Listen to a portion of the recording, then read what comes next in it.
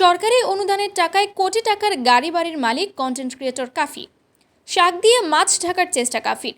কিছুদিন ধরেই আলোচনা সমালোচনা হচ্ছে কাফির এক ফেসবুক পোস্ট নিয়ে, যেখানে কাফি লিখে গত ফেব্রুয়ারি মাসে তার ফেসবুক পেজ থেকে 38,85,260 টাকা ইনকাম হয়েছে। কাফি নামে একজন কন্টেন্ট ক্রিয়েটর দাবি করেছেন তিনি এক মাসে 38 লক্ষ টাকা পেয়েছেন ফেসবুক থেকে।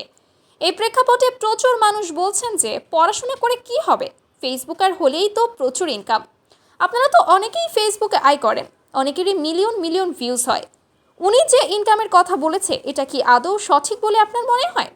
ফেসবুকে যাদের এঙ্গেজমেন্ট অনেক বেশি তাদেরও মাসে 6 থেকে 7 লাখের বেশি ইনকাম আসার কথা না, সর্বোচ্চ 10 লাখ আসতে পারে।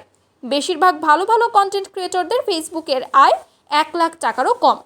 একজন কমেন্ট করে লেখেন, কিন্তু আমার সমস্যা হলো ইয়াং জেনারেশনকে আমরা একটু ভুল মেসেজ দিচ্ছি কিনা। এমনিতেই এই জেনারেশন ফেসবুক রিলস এবং টিকটকে পড়ে থাকে। প্রচণ্ড ক্রিয়েটিভ না হলে কন্টেন্ট ক্রিয়েশন কখনো আসা উচিত নয়। আসা কখনোই উচিত নয় এবং বাংলাদেশের ক্রিয়েটিভ ছেলেমেয়ের সংখ্যা খুব বেশি নয়। তাই এত ইনকামের বিষয়টা আদৌ সত্য কিনা এটা ভেবে দেখা উচিত। আর যদি বিষয়টা সত্য হয়ে থাকে তাহলে অবশ্যই দেশের প্রচুর ছেলেমেয়েদের কন্টেন্ট ক্রিয়েশনে আসা উচিত। কিছুদিন আগে কাফির বাড়িঘর পুড়িয়ে দেয় কেউ বা কারা। পুড়ে যাওয়া বাড়ি বিনির্মাণ করতে সরকারি অনুদান পায় কাফি। সেই টাকায় কাফি ঢাকায় একটি ফ্ল্যাট কিনে এবং জমিও কেনে।